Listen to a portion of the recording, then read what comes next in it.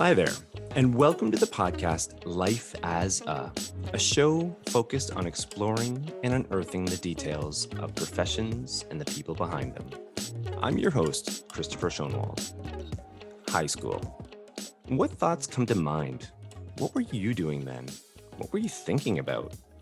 If you're like most, you might have had a barrage of mental imagery based around friendships, perhaps concerts, a bit of studying, a bit of mischief, or even your first full-fledged romance or two. But did you have any recollection or memories about small business or branded apparel?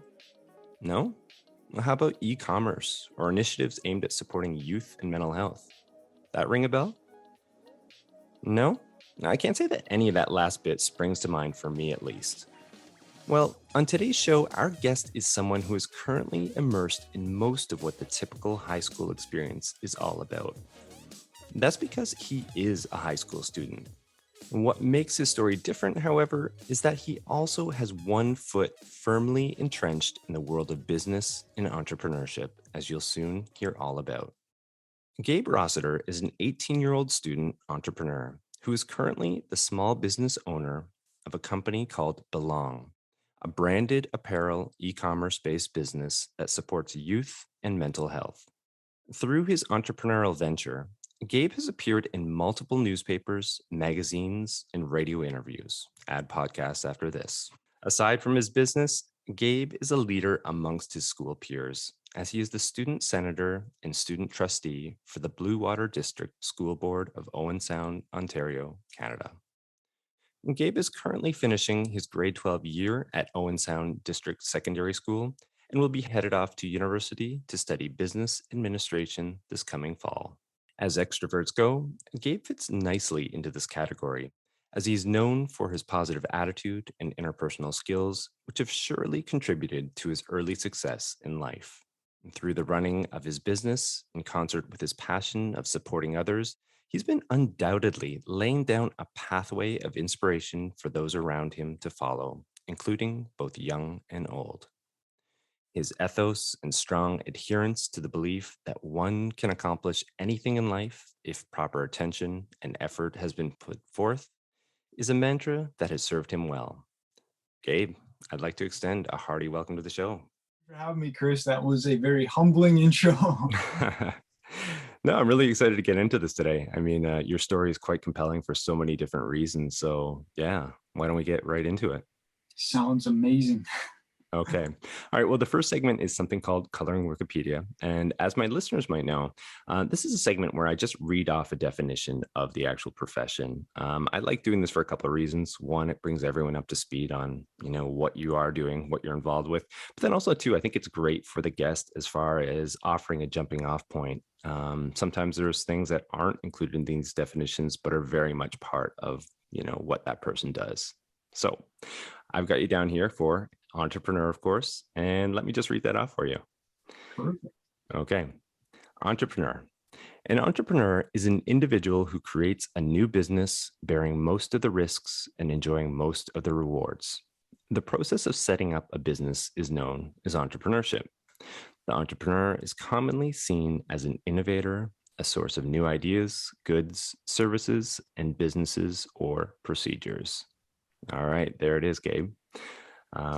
Admittedly, the definition is pretty basic, quite general. However, within the context of being both, a student and entrepreneur simultaneously, what does it mean to you? What does that mean? Yeah, so the definition itself, I would agree. Yes, it is a bit basic, but it does have some great components to entrepreneurship. Now, for me, some things that were included in the definition would be courage. As entrepreneurs, we're very courageous. We're taking risk, right? We're constantly balancing the risk, the cost, anything like that. And it does take so much courage to put your first step forward and make the decision if you're going to go in or not. And I think that's something that is a bit underrated among entrepreneurs, that people don't realize how much courage you need, as well as motivation. Entrepreneurs are so motivational. They need constant motivation to keep their business going, to keep their idea going, to create the next step into their entrepreneurial venture. So those are two things. I would definitely agree. Innovator, yes, 100%. Entrepreneurs are clearly innovators, constantly creating new ideas, goods or services, like you mentioned, or even business. But yeah, you know what, in my opinion, Chris, definitely courage, huge amount of courage for entrepreneurs, motivation, and yes, entrepreneurship. Entrepreneurs are so heavily involved in new ideas, and like I said, they're 100% innovators. So Hmm. What about some of the other aspects of the business? For example, say on the, I don't know, the financing, or say even the accounting, like that side of it as well, the stuff that maybe is less appealing perhaps to some, but is very much part of that whole experience. yeah, you know what, that's a great statement there, Chris. So I would say yes. With entrepreneurship, I feel like it's good to have a small understanding of a lot of things. Now that may seem a bit odd, but like you said, it's good to have so for example, when we look at entrepreneurship for my business, for example, I needed to know some basics of accounting, marketing, advertising, communications, public relations, stuff like that, to get the business up and running. Because as entrepreneurs, we're almost a mix. It's like putting a bunch of attributes into a blender and blending it all up, and that's an entrepreneur, right? You have a knowledge of multiple different of things, and of knowledge, and yeah. So I would say, being an entrepreneur, you do have to know the basics. Like I said, maybe to launch a business, accounting, marketing, advertising, public relations, to really get your business up and going. And especially when you're going into an industry and business, it's just great to have an overall understanding of little components in the business world. So that, yeah, I definitely agree with that for sure. Yeah, well said. When did this process start for you? I mean, you're what, 18 right now, right? Yeah, yeah. Okay. So And the company, sorry, the company started, like, when did you launch? yeah, so Chris, my company. So I originally had the idea in February of 2020. Now the company did launch in the late August of 2020. So yeah, it's been running for yeah a year and a bit now, more than a year and a half. And it's, you know what, it's kind of funny how it started. So when I was in February 2020. I was in Cuba and I was on a family vacation. It's kind of funny story. I do enjoy telling this. So Yeah, yeah. I was on the beaches of Cuba, and I've always had an interest in entrepreneurship. I've always wanted to create something, and be your own boss. I mean, that's the beauty of an entrepreneurship, right? Or being an entrepreneur. So I was actually on that trip. I was with my uncle Chris and my family, my mom, dad, everybody. And I sat down one day and I'm like, you know what? I want to just put pencil to paper and say, you know what? Let me just write some ideas of a possible idea for maybe the summer. I can maybe do this as a summer project or something. So kind of came up the idea, just brainstorming, and I wanted to do an apparel company. I wanted to make an apparel company, and with belong, there's that meaning to it. So when I was creating, when I was putting pencil to paper, and I was okay, I want to do it. I want to be have an apparel company, but I didn't quite have the meaning behind it. So I wanted to add two and two together. So I had the apparel, but I wanted to have a meaningful definition behind it, or a why. And that's what, Mm. as business owners know, why the why is so It's important. everything. It's everything. It's everything, right, Chris? Yeah. So I found mental health to be my number one, why, because mental health is such an important issue, and something that is not talked about enough. And as a teenager, someone in high school, mental health issues do arise in high school. I mean, at anyone's point of life, but you do hear a lot about it in high school, and issues of depression or anxiety. But anyway, so I thought mental health was a great why behind it. So after the trip to Cuba, came home, I did a bunch of research on e-commerce, because I needed a platform to create this. Right, I can't just go and buy a piece of real estate and open a bricks and mortars, because it's not on my price range, right? I mean, Right. it's really hard for anyone to do that, right, starting out. So I chose the e-commerce route, and I did so much research into it. I looked through multiple e-commerce platforms. Now, Shopify being the most popular, the most user-friendly, I took advantage of. So yeah, that basically got the ground rolling. So after my research, I was in contact with my uncle Chris, and we would, he's a huge influence in my life. Himself being an entrepreneur, and he's helped me a lot with it. So we would have back and forth, just Zoom calls, and seeing how my ideas kind of brought in. Anyway, so I found this grant opportunity. Now, grants are a wonderful thing, right? Mm. I say it's free money, but you have to put the work into it, right? So that's the beauty of the grant. So I found something called Summer Company. Now, it's a grant through the Ontario government, and it's basically a grant they give out. It's a program that they give out multiple grants for student entrepreneurs. So you have to create a hefty business plan. Now, I'm not saying, I mean, compared to other business plans, I'm sure it wasn't, large scale, but for a 16-year-old at the time, I was like, wow, this is a lot. So Yeah. I applied, I did the business plan, and I actually went through the Small Business Enterprise Center in Collingwood. And I ended up getting the grant. So like I said, I had to apply for it. So I was a bit nervous. There could be the potential that I couldn't get it, right? And that would Of have course. Yeah. been a bit hard financially, right? So I got the grant. From there, I was part of the Summer Company program. So we had, bi-weekly meetings. Now this part of the story is in probably midsummer, so June, July. Yeah. And we would have bi-weekly meetings, mentorship. We would all the student entrepreneurs would get together on Zoom. Now with COVID being in effect, right? This is another factor, right? So Right. Of course. at the Yeah. time, there was a big transition to online. So anyways, we had bi-weekly meetings. It was just great to have that mentoring. And then, they gave us lots of guidance to entrepreneurship, how to get our business going, whether it's marketing, public relations, communications, web presence. Yeah. And that's what they really helped out with. And then, I hit the go button on Shopify late August. And that whole time I was just creating the website. So I just did it all by myself. I found a template that I really liked on Shopify, and I stuck with it. I got a professional photographer to take some photos. I put in, my why, like we were talking about before. I put it all on the website. I wanted to make it mine, right? And Course, that's what I like about it too, because that website, it's my website. It's my blood and sweat, let's say, but not Yeah. that. Yeah. But anyways, so that's how it kind of started, and anyways, that's where it's gone from there. So that's really how Belong really got started. So Yeah, yeah, that's fascinating. I mean, it seems like you had a number of things that aligned. First and foremost, your own motivation, your efforts, and your drive. All of those things. Of course, without that, you've got nothing, as you would fully be aware of. But then also too, it sounds as though like the ecosystem around you, having these programs and opportunities, a program within Ontario, Canada, to help support young entrepreneurs like that, allowing for these conversations to be had with potential mentors and people that are going through similar things that you are, growing pains perhaps, and learning along the way. Yeah, it would sound as though it's all amounted to where you're at right now. And I mean, we're certainly going to get into this further in the episode, but for anyone who does go and check out his website, thebelongway.com, the first thing you'll notice is that this does not come across as some little side project here. Like, this has most definitely a professional feel, and I'm sure you'd also be equally shocked that this is coming from somebody as young as yourself. So yeah, big hats off to you, Gabe. Thank you so much for that, Chris. Thank you. Yeah. Well, why don't we skip on over into our first segment, our second segment here, a Q&A discovery. I've got some more questions I'd like to explore with you.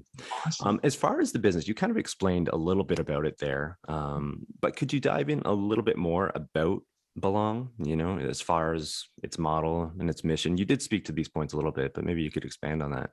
100%, Chris. So yes, like I said before, so Belong is a branded apparel e-commerce-based business that supports youth and mental health. So the way that Belong does this is by donating 10% of all purchases to the CMHA Youth Awareness Program. Now, the CMHA is the Canadian Mental Health Association. A great organization. I've had, throughout my high school career and even middle school, elementary school, I've had presentations done by them to talk about mental health, even from a young age. And I think it's made a really big impact on me. amazing people. Anyways, that's why I chose them as my organization. And anyway, so Belong, in a way, it's a social enterprise, right? There is the apparel aspect, but it's the whole point of it is apparel with meaning, Yeah. and that's the two and two. Yeah, that's what it is. And what I found, Chris, is that a lot of people ask me, oh, why did you choose apparel for mental health, right? So when you think of an advertising standpoint, so you think you see clothing every day. Everyone's wearing clothing, and you really can't go out without clothing, right? So what I found is it's like if you can create something that a bunch of people can see every day and ask about it, then that's amazing. So what I found is when I wear some of my own apparel, I'll get asked about it. Oh, what's that shirt? What's the pillars on the back mean? So which is what I should tell you. The four pillars of Belong is inclusivity, hope, health, and awareness, and those are the four big attributes to overall mental health and positive mental health as well. So I paired the apparel and the mental health together and put it on apparel because, like I said, it's something that everyone can see every day. It's easy to ask about, and it just gets the conversation going. Because if someone asks, a customer of mine who has bought something, say, "Oh, what is that shirt? Can you explain to me what's Belong mean? What's the puzzle logo mean?" And when they explain it, they'll say, "Wow, this is great. Maybe I'll look more into mental health, or maybe that'll get the conversation going, or maybe." So it's just that's why I created it, and that's why I think it's unique, right? Because we see a lot of apparel now, which it can be, have an amazing design, amazing feel from a quality standpoint. But I believe apparel with meaning is the number one selling point, and it is the best. As an entrepreneur, it's the best thing that you're not only selling, great quality apparel, of course, but it's the meaning behind it, and that's what I love. Yeah. A couple of things you said there are really interesting. One, of course, the meaning aspect to it all. Even for myself now, I'm finding, the types of purchases that I make are going to be, especially when it comes to clothing, but not limited to clothing, are aligned with values that I stand for and I believe in, and there's substance to that. There's depth to it, as opposed to what you said, something that might have a nice design to it, but is quite shallow, really, in nature. So, yeah, it's certainly been a trend. I've noticed that within the market, and obviously you have as well. But the second point as well, what I find really interesting about this is that how you've I guess chosen the social cause or issue, and how your brand fits into that. A big part of mental health, we had a guest on the show earlier in the year, is, like you said, it's about starting conversations. Quite simply, it can be a really challenging topic to have for people. Although things are getting better, it is getting easier. It's still, especially for the first time, probably for somebody, it is a difficult thing to take on. But what I like about your brand is that it offers, like you said, that opportunity for a conversation to take place. And it might not necessarily start in a way that's like centered on that person and his or her personal issues, but it's addressing a bigger cause, a bigger point that allows for, maybe segues into the personal side a little bit more. So yeah, I think that's really quite compelling, really interesting. Thank you so much for that, Chris. Thank you. Yeah. Okay. Well, I do have another question for you here, Gabe. As far as the business goes, what have been some of the more challenging aspects of running it? Again, coming from the context of you being a student at the same time, there's got to have been points where, sacrifices. There's sacrifices in any business, as we all know. But, when you're trying to have this life within high school and, when I was reading the bio, all those things that are involved with it, yeah, there had to have been some points at which, you had to like step back and say, no, I've got some business commitments here. I don't know. Could you speak to that point? Oh, 100%, Chris. That's a great question. So yes, being a student entrepreneur is an interesting title because it's kind of hard to pair the two where, you're a student, you're dedicated to school, you're immersed in the social aspect of school, joining clubs, teams, and then entrepreneur, which is probably the one thing they have to put the most hours into, right, to make it successful. So I found, Chris, drawing positive. So something that I found pretty cool about the story is that I started the business amidst a pandemic, and I took advantage of that for several reasons. Because at the time when I started it, school was online. And I was able to do the schoolwork, and then afterwards I would just go right into the business. So it allowed me to have balance, which is key to any entrepreneur. I'll just say that right now. Balance is a 100% a must. So anyways, having, like I said, during the pauses from the pandemic, I had online school, so I couldn't have really any clubs, any teams at the point of the pandemic where it was just kind of new. And it was a scary time for everyone, right? Yeah. Because a lot of uncertainty, even going to a grocery store was like, it was a really uneasy, right? So I had all these positives. So since I wasn't really able to see my friends as much, to be able to go to school in person, I'm like, you know what? I can put so many hours into this. So I put probably the most hours in the first couple months of the pandemic, because really the whole world was really shut down, and it gave me this opportunity. So um, yeah, I took advantage of the pandemic, and like I said, Chris, even now, COVID's being kind of like a new norm now, and I'm back at school in person.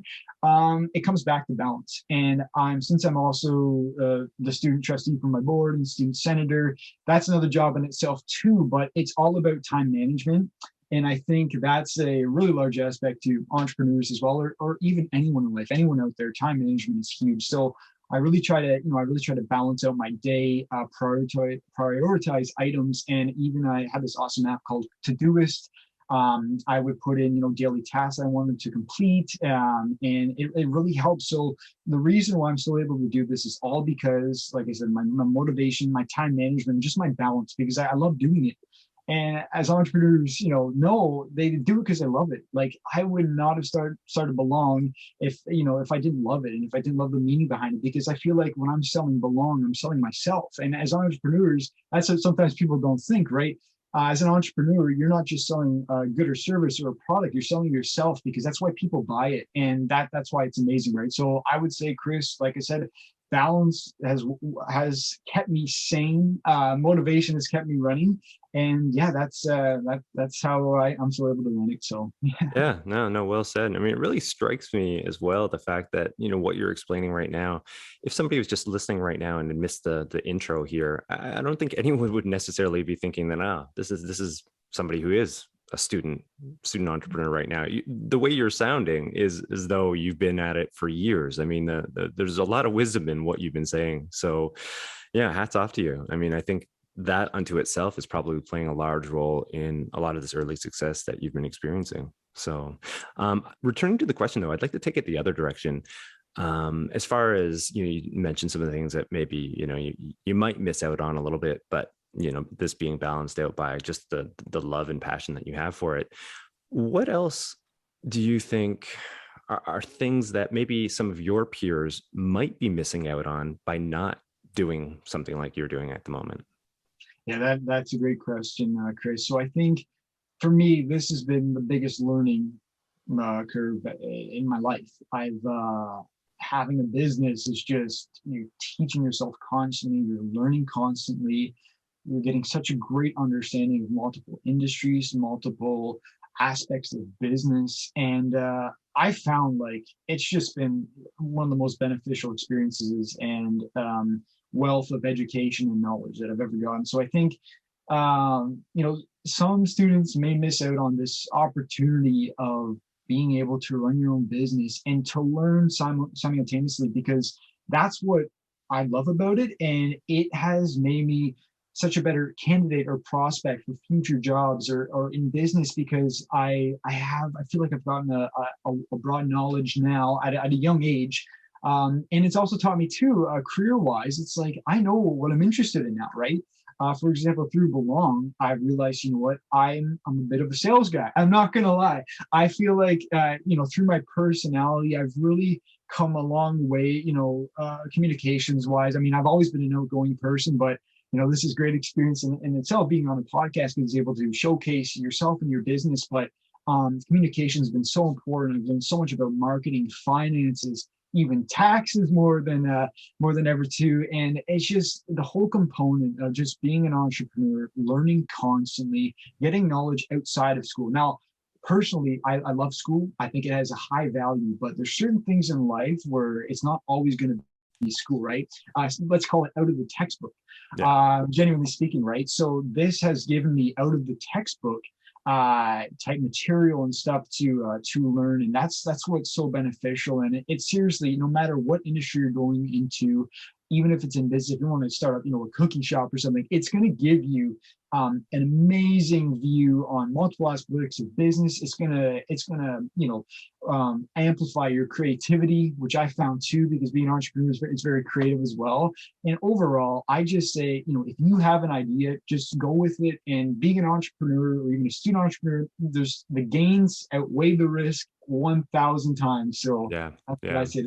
I think one thing that, I could add to this as well is probably just the relevancy, the relevancy of what you're learning. I mean, it's one thing to be opening a book and diving into it and studying it. It's another to be perhaps doing that, but then also living that experience as well and seeing some of the decisions that, that you make play out, maybe based on theoretical knowledge or otherwise, your own intuition or gut. Those experiences are raw and they hit home and they hit hard a lot faster, for better, for worse at times, but those are things that are going to stick with you. So I could see that side definitely playing a large role in this as well, perhaps. Yeah. Okay. Well, I have another question here for you. And this one's on the side of mentorship. Every good entrepreneur along the way is usually aligned him or herself with someone to kind of fill in some of those gaps of knowledge. It's almost like an unwritten rule in entrepreneurship. Once you've proverbially made it, you oftentimes will go back and lend a helping hand to someone else and guide them along. For you, has there been anyone in particular that's kind of helped? Yes, Chris. So whenever I talk about my business, I have to say it is a group effort. So whether it's my family and friends, everyone has been so supportive. No one has stood my way and been like, Gabe, don't do this. This is a bad idea. It's too risky. Everyone's been very encouraging. My family's been amazing with me. My friends have been so encouraging as well. But I have had some mentors, and I still have mentors in my life. So the first one I like to talk about. So I, from the Small Business Enterprise Center in Collingwood, when I did the summer company program, his name's Tim Newton, and he's the manager of the Small Business Enterprise Center. And he's the one, I spent a lot of one-on-one time with him amidst the program. He gave me lots of guidance. It was just really great. He made the program very interesting, and I still keep in touch with him now.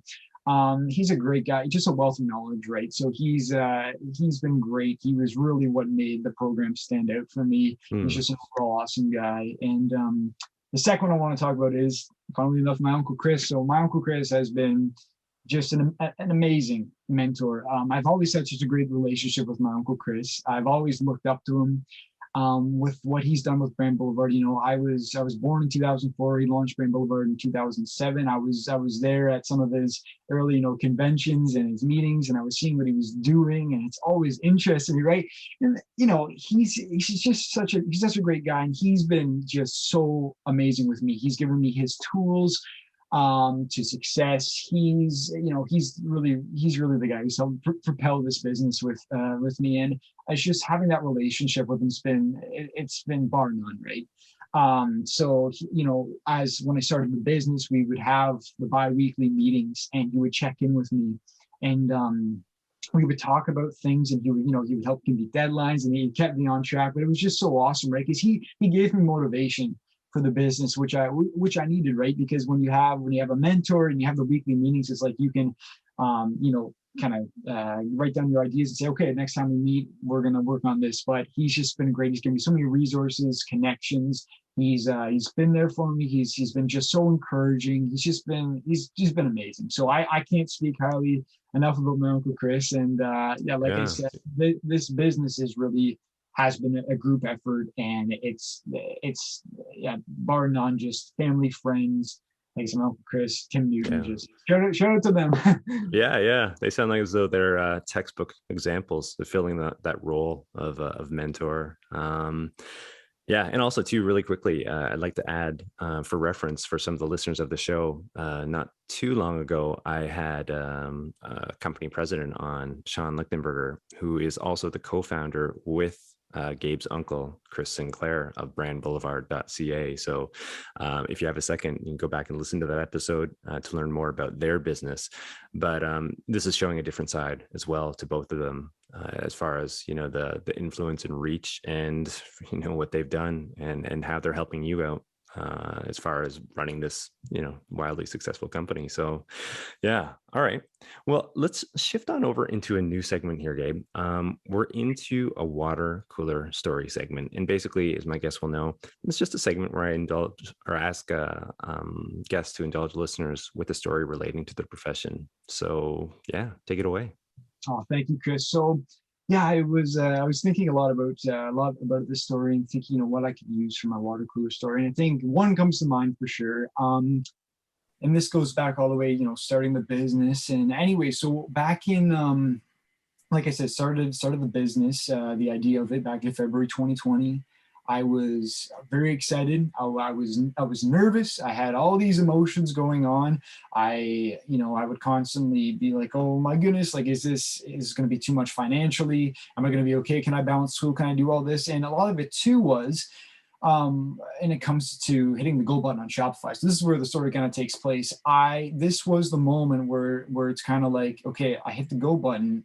Something can happen where no one can go on the site. No one can buy anything. Like, there's always that risk, right? Because I put all this money behind it and now I'm just releasing it out to the world. And it's like, well, either people will look at it or people won't, or people will invest in it, right? So anyways, I put it up and I just had so many emotions, right? I was just like, wow, this is such an accomplishment. Like I said too, Chris, this is really what I see belong as is an experience, not only business, but an experience as well. So when I hit the go button, it went my way and I was just overwhelmed. People were buying merchandise and people were just commenting and sharing my story. And I think this is part of the story. My biggest form, I would say, of success is not by sales. And I say this because with the company, I am trying to influence people with mental health and to get the conversation going. So sales, although sales have been great, way more than I expected, but this is where it comes down to. So I had someone reach out to me who's a mental health advocate, and his son unfortunately committed suicide. And I've known him for a little bit. And anyways, he reached out to me and he said, Gabe, what you're doing is absolutely amazing. He wished that there was something like this when his son was alive. And I was just taken away. And that's to me success of giving people these resources and getting the conversation going. And that's the biggest thing, right, Chris? Because when people reach out to me, and I think the sale is great of a T-shirt or anything like that, but when people reach out, it really gets to your heart, right? And it's like, wow, people are not just viewing this as an apparel company, and that really just struck me. And it's the whole story of just pursuing your passion and really just, if you have a love for something and you want to get a message out there, then you can do it. And I think the biggest thing for entrepreneurs, and just through this story, I guess it can be heard, but I think if you have a passion, do it. And if you're interested in something and you want to learn more information, or you want to start your own business with a message behind it, you can do it. And this water cooler story is just kind of amplifying how I was able to start this business, but also make a positive impact, and how success to me was from that comment that person made. And it's just amazing. And it's very overwhelming because I didn't expect it. I had nothing to really expect when I hit the go button, but really that to me, that defined success to me, that I was able to reach out, launch my business, and people were able to grab the social aspect of the social enterprise aspect of it, and just realize that's not a apparel company. When I hear those comments, it was just overwhelming. So that's definitely a story that I'll always keep and always tell. And I think it's something that really means a lot to me. So Yeah, I can see why. I mean, it's powerful. And it's interesting in the sense as well that, I mean, within entrepreneurship or business, kind of the perception oftentimes from the outside is that, it's people that are constantly glued to the P&L. It's just like, how much are we making? How much are we losing? And it's all about that. And oftentimes perhaps those perceptions are based on, reality for a lot of companies, but I don't think that's definitely the norm anymore, at least. And your business is one good example of that. I mean, there's something to be said, I mean, for this human experience that we're all part of, and the impact that a business can have on people in different ways that fall outside the boundaries of just like, a sale of an item or a service. And the story that you just shared there is a perfect illustration of that. I feel that, for that person, what you're doing signifies and symbolizes a lot more, creating these conversations and helping others, hopefully moving forward. So yeah, powerful stuff there, Gabe. Yeah. Thank you for sharing that. Oh, no problem. Yeah. All right. Well, we are rounding the bend into the last segment here, something called the crystal ball segment. As the name implies, we're looking towards the future, trends, predictions, so on and so forth. But for you personally, I mean, you're reaching the point where your high school career is starting to wind down. You'll be off to university soon. Where does that leave Belong? Yeah, it's a great question, Chris. And I think, yeah, and it is a tough one to answer, right? I mean, there's so many variables, right? But for Certainly. me, I find I'm so excited for university, and I'm able to continue that business legacy that I've started, right? So with Belong, I do highlight it as an experience, not only just as an apparel company, because that's what, the wealth of knowledge that I've gained from running Belong has been just, bar none. And I think going to university, studying business administration, going, to seek jobs. And I just feel like it's going to be super beneficial. But in terms of Belong, I know everyone does ask me the question, am I going to be able to keep it running?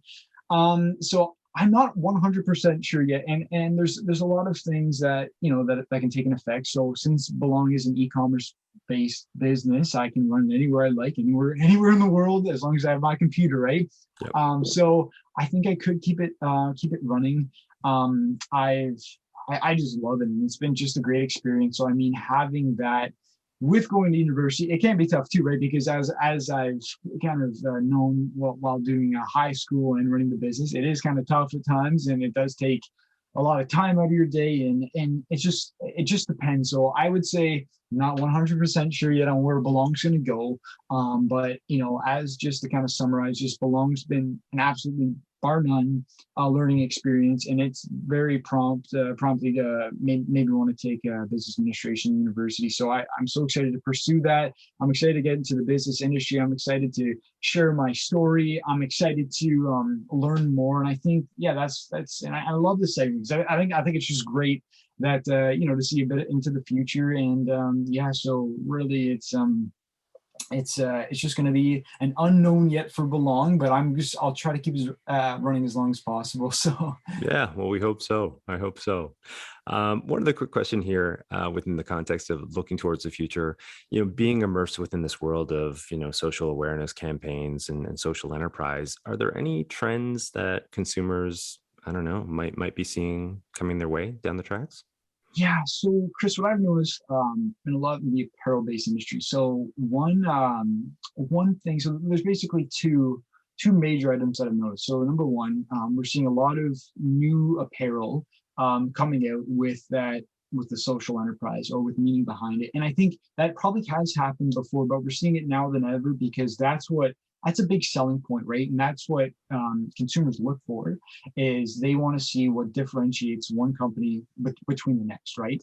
And to give you a reason why, you compare two companies and say, well, this one's advocating for mental health, and this one, is not, or maybe, doesn't use the high quality material, something like that. But the other item I want to talk about is what the apparel is comprised of. So what I've noticed is with apparel, there's been a lot more eco-friendly use. And I feel like we're going to be seeing more sustainable products and being used for apparel. So, we've seen a lot more maybe Canadian made, let's say, which can be a bit more pricey, or made of materials that are that are eco-friendly. And I think that's going to be a really big trend. And I really hope it does continue to move that way, because I mean, it is a great selling point, but also too, it's really great environmentally. I mean, we, as just a person, we know how much clothes we have.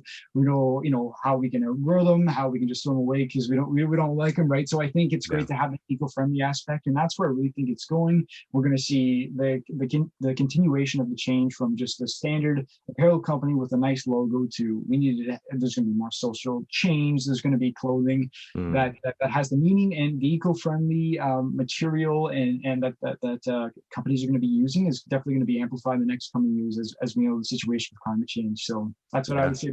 Yeah, no, thank you for sharing that.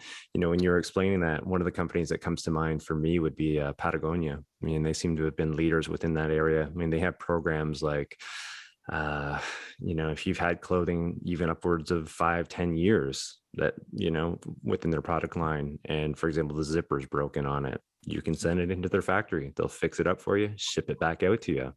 And I always found that quite interesting. Of course, they're in the business of selling product, yet at the same time they're very, very vocal about the fact that they understand that their industry at times can be quite bad in a way for the environment, and not so sustainable, or eco-friendly. So they've taken steps to try to alleviate these issues, maybe at the cost of selling extra or making more money, making more profits. But I think in doing so, it's smart. I mean, one, they have values for reasons. They care about the environment. They want to preserve it as much as they can. But then also it appeals to people. For myself, it's a brand that I am willing to pay more for their goods because I know their values align with what I believe as well. So yeah, it's certainly a positive sort of development, and I hope to see more of this moving forward. Yeah.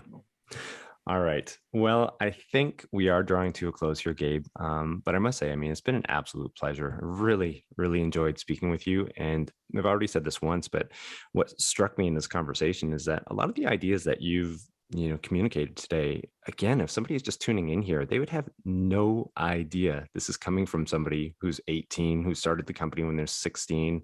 Looking at the website, same thing. I think where you're at, I mean, your own self-development is quite advanced, to put it lightly. So yeah, it's been thoroughly enjoyable, and what you've done is quite impressive. So thanks for coming on. Chris, I can't thank you enough for your kind words and for being on the podcast. It's been an absolute pleasure, absolute honor. Our conversation has been great, and thank you once again for having me, Chris. It's been amazing. All right, terrific.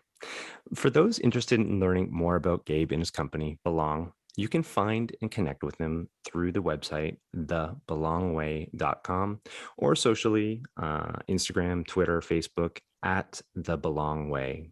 If you like today's show, please be sure to share. I mean, it certainly helps, of course, grow the show, but also too, I like how it brings us all together. We learn more about each other, the stresses, the pressures, and so on. Hey, it's never going to be a bad thing. Of course, too, you can also rate, review, and subscribe to the show wherever you access your podcasts.